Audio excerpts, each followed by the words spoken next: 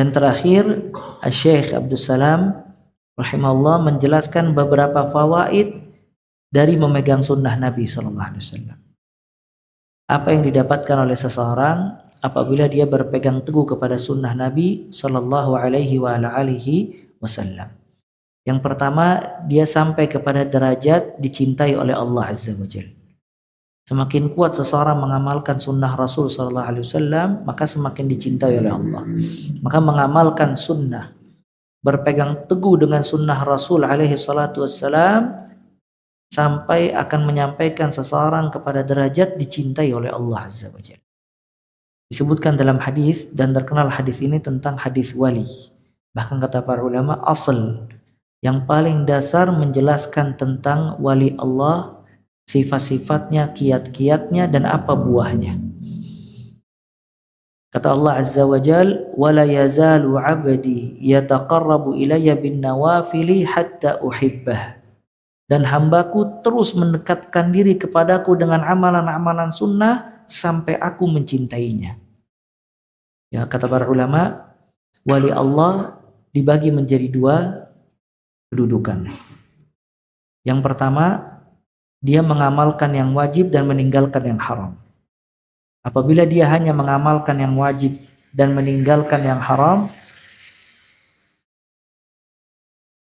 dia menjadi wali. Ya, menjadi wali. Banyak dalilnya tentang hal ini. Salah satunya ada salah seorang lelaki datang kepada Rasul sallallahu alaihi wasallam, "Ya Rasulullah, ara'aita in shallaitul maktubat wa sumtu Ramadan wa ahlaltul halal wa haramtul haram adkhul jannah?" Qala na'am. Ada satu orang lelaki datang kepada Rasul sallallahu alaihi wasallam dan berkata, "Wahai Rasulullah, apa pendapatmu idza shallaitul maktubat, kalau aku salat 5 waktu, wasumtu Ramadan, dan aku puasa di bulan Ramadan, aku menghalalkan yang halal dan mengharamkan yang haram, apakah aku masuk surga?" Maka kata Rasul sallallahu alaihi wasallam, "Na'am, iya." Maka mengamalkan yang wajib dan meninggalkan yang haram, dia menjadi kekasih Allah Azza wa Jalla. Namun yang lebih tinggi derajatnya apabila seseorang mengamalkan yang wajib ditambah dengan yang sunnah, meninggalkan yang haram dan juga yang makruh. Maka derajat ini lebih tinggi dibandingkan derajat orang yang mencukupkan dengan yang wajib dan meninggalkan yang haram. Ya, Allah berfirman, "Tsumma awrasnal kitaba alladzina astafaina min ibadina wa minhum zalimun li nafsihi wa minhum muqtasid wa minhum sabiqun bil khairat." Ada 3 bagian manusia. Yang pertama, zalim li nafsihi. Dia berbuat zalim kepada dirinya sendiri dengan meninggalkan yang haram, meninggalkan yang wajib dan mengamalkan yang haram. Yang kedua, muqtasid, di tengah-tengah atau sederhana. Siapa mereka? Yang mengamalkan yang wajib dan meninggalkan yang haram. Yang ketiga, sabiqun bil khairat, orang-orang yang bersegera dalam berbuat kebajikan. Orang-orang yang bersegera dalam berbuat kebajikan itu adalah yang mengamalkan wajib ditambah yang sunnah, meninggalkan yang haram, bahkan juga yang makruh. Oleh karena itu, ya ikhwah, seseorang di dalam hidup, dia melatih dirinya untuk sampai kepada derajat tertinggi dari kekasih Allah sebelum dia wafat. Yang pertama, dia menjaga semua yang wajib. Karena yang wajib apabila ditinggalkan, hukumnya apa? Haram, berdosa. Maka dia jaga sholat 5 waktu, dia jaga puasa di bulan Ramadan, dia jaga zakat apabila dia memiliki harta, dia tunaikan haji kalau dia mampu, ya, dan seterusnya. Dia birrul walidain, taat kepada kedua orang tuanya, dan yang lain-lain. Kemudian dia tinggalkan semua yang haram. Ya, dia tinggalkan semua yang haram, dia tinggalkan khamar, dia tinggalkan semua hal yang diharamkan oleh Allah Azza wa Jalla. Namun bukan hanya dicukupkan di situ. Dia sempurnakan lagi yang wajib ini. Dia perbaiki sholatnya. Ya, mungkin dia tambah semangat lagi. Upayakan dia sholat di shaf awal. Kemudian dia tambah kekhusyuannya di dalam sholat. ya, dan dia jauhkan yang haram sejauh-jauhnya, ditambah dia menjauhkan yang syubhat yang belum jelas hukumnya bagi dirinya apakah itu halal atau haram. Setelah itu dia tambah lagi, dia perbaiki hidupnya dengan menambah sunnah-sunnah Nabi SAW. Dia tambah salat-salat sunnah. Kalau dia sudah mengeluarkan zakat, dia tambah sedekah. Kalau dia udah biasa puasa yang wajib, dia tambah puasa yang sunnah, terus seperti itu. Ya, maka tidak ada satu hari melainkan dia menjadi lebih baik dibandingkan sebelumnya. Itu alamatul khair, tanda kebaikan.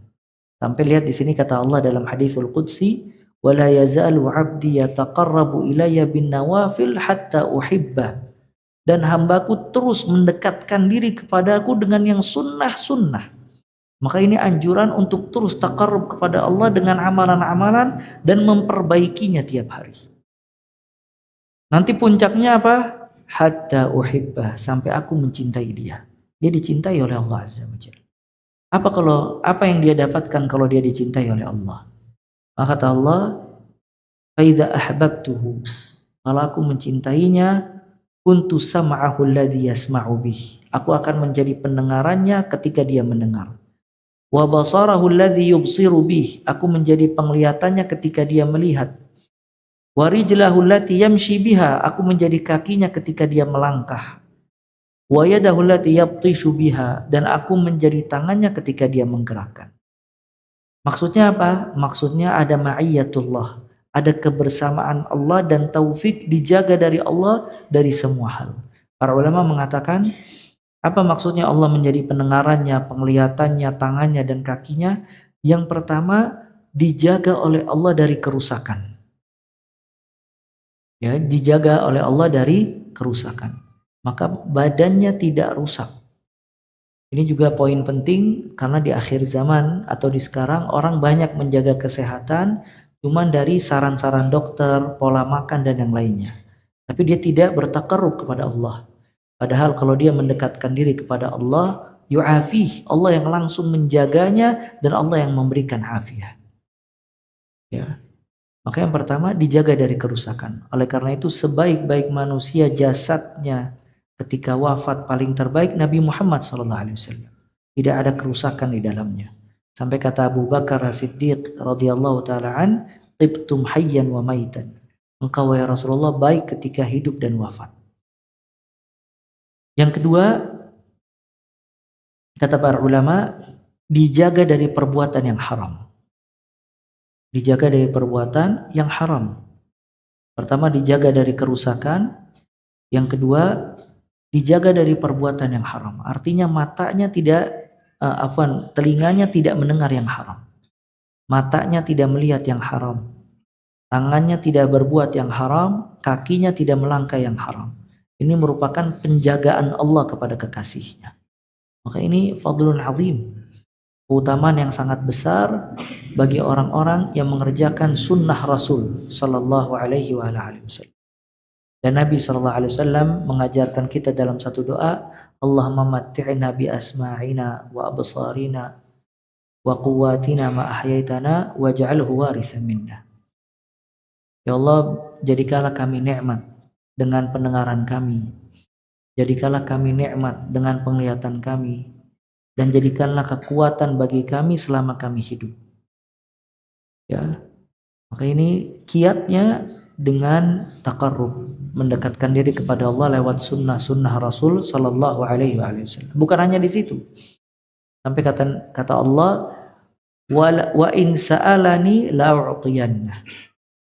Kalau dia meminta kepadaku, pasti aku berikan. Wala in ista'adzani la'u'idzanna. Kalau dia meminta perlindungan kepadaku, pasti aku lindungi. Jadi kalau seseorang menjadi habibullah, kekasih Allah Azza wa Jal, dengan mengikuti sunnah Rasul sallallahu alaihi wasallam, akan dijaga anggota tubuhnya dari kerusakan. Akan dijaga anggota tubuhnya dari perbuatan yang haram. Kemudian kalau dia berdoa, pasti diijabah doanya oleh Allah. Kalau dia meminta perlindungan, pasti dilindungi oleh Allah Azza wa Jalla. Ya. Lihat Rasul sallallahu alaihi wasallam berdoa meminta perlindungan atau tidak? Berdoa. Allahumma inni a'udzubika minal baras wal junun wal jutham wa min sayyi'il asqam. Ya Allah, aku berlindung kepadamu dari baras, penyakit kulit. Ya, wal junun dari gila. Wal jutham juga penyakit. Wa min sayyi'il asqam dari semua keburukan penyakit. Dan Nabi SAW juga berlindung kepada Allah. Allahumma inni a'udzubika min jahdil bala wa darakis syaqa wa su'il qada wa syamatatil a'da. Dan juga Nabi berlindung, Allahumma inni a'udzubika min zawali ni'matik wa tahawuli afiatik wa fuja'a niqmatik wa jami'i sakhatik. Ya Allah, aku berlindung kepadamu dari kehilangan nikmatmu, dari dirubah afiah, keselamatan, dari datangnya azabmu secara tiba-tiba, dan dari semua kebencianmu. Nah, kalau wali Allah, kekasih Allah meminta perlindungan kepada Allah, kata Allah, la'u'izanna, aku pasti melindunginya. Maka ini fadlun azim, keutamaan yang sangat besar. Bagaimana caranya? Dengan berpegang teguh kepada sunnah Rasul sallallahu alaihi wa alihi wasallam. Maka inti dari kita belajar dan mempelajari sunnah untuk diamalkan. Kalau kita mengamalkannya, kita sampai kepada derajat kekasih Allah Azza wa Jalla. Dan semua kebaikan tadi bisa kita raih di dalam kehidupan kita sehari-hari. Kemudian di antara faedah berpegang teguh kepada sunnah Rasul sallallahu alaihi wasallam, dia akan menambal kekurangan dari yang wajib, akan menyempurnakan yang wajib. Amalan-amalan yang wajib itu yang paling utama. Kadang amalan wajib itu ada kekurangan, maka disempurnakan dengan yang sunnah. Semua amalan wajib yang kurang akan disempurnakan dari yang sunnah.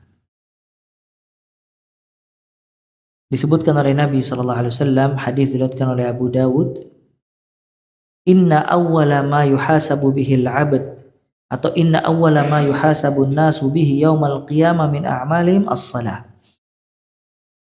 Amalan yang pertama kali dihisab oleh Allah pada hari kiamat itu apa? Salat. Fa yaqulullahu li malaikatihi, Allah berkata kepada malaikatnya, unzuru li salati abdi atammaha am naqasaha. Subhanallah. Allah berkata kepada malaikatnya, lihatlah dari salat hambaku, apakah dia menyempurnakannya atau menguranginya. Ya, kita memohon kepada Allah, min ahli salah, ya Rabbi ja'alni muqimas salati wa min dzurriyyati rabbana wa taqabbal du'a. Fa in kanat tammah kutibat lahu tammah. Kalau misalnya salatnya sempurna, maka dicatat sempurna oleh Allah. Wa in kana intaqasa minha syai'an, kalau seandainya salatnya ada kekurangan, maka Allah berkata, unzuru hal li'abdi min tatawuhin, lihatlah apakah hambaku yang satu ini memiliki amalan sunnah. Fa in kana lahu tatawu'un, kalau dia memiliki amalan sunnah, maka Allah berkata, atimmu li'abdi faridatahu min tatawu'ihi, sempurnakanlah buat hambaku kesempurnaannya, sempurnakanlah buat hambaku kewajibannya dari sunnah-sunnah yang dia kerjakan. Maka subhanallah, amalan wajib yang paling besar, nah dia ada kurang, baik mungkin khusyuknya kurang, mungkin ketika itu kita sholat tidak khusyuk, atau mungkin kita masbuk, ya, atau mungkin terlewat dan yang lainnya. Maka akan ditanya, apakah dia menyempurnakannya apa tidak? Kalau tidak sempurna, Allah cari, Allah suruh malaikat untuk mencari, apakah dia punya amalan sunnah atau tidak. Kalau dia punya amalan sunnah, maka fungsinya sunnah menyempurnakan yang wajib ini. Makanya bagaimana seseorang kalau sedikit amalan sunnahnya, ya bagaimana nanti di akhirat dia bisa menyempurnakan yang wajib tadi. Dan begitu juga zakat yang wajib, haji yang wajib, itu disempurnakan dari amalan-amalan sunnah. Oleh karena itu, amalan sunnah sebagian dikerjakan sebelum amalan wajib dan setelah amalan wajib. Katakanlah sunanun rawatib. Sebelum kita salat wajib ada sunnah rawatib. Betul apa enggak? Setelah kita salat wajib ada sunnah rawatib. Puasa wajib Ramadan. Maka disunnahkan untuk memperbanyak puasa di bulan apa? Sya'ban. Sampai disebutkan oleh Aisyah radhiyallahu taala anha, ya. Di antara puasa yang banyak dikerjakan oleh Nabi sallallahu alaihi wasallam adalah puasa Sya'ban.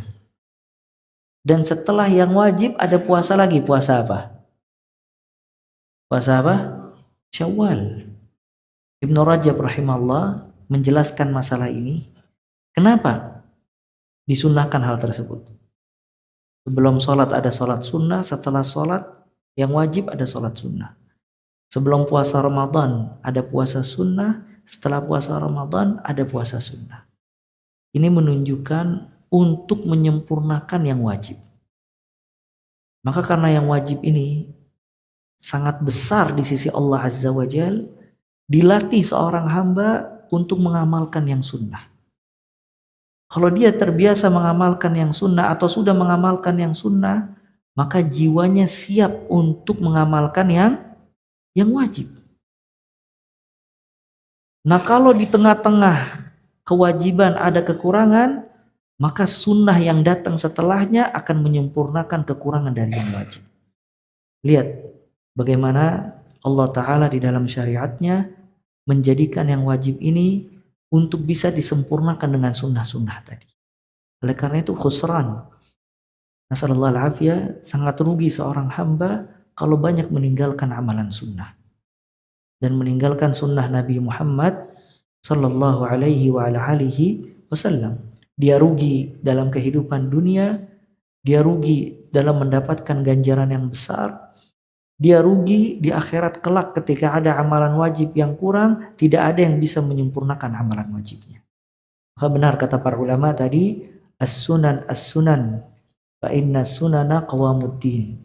Sunnah sesungguhnya sunnah pondasi agama. Ya, kata Imam Az-Zuhri, al-i'tisam bis sunnah najatun. Berpegang teguh kepada sunnah merupakan keselamatan.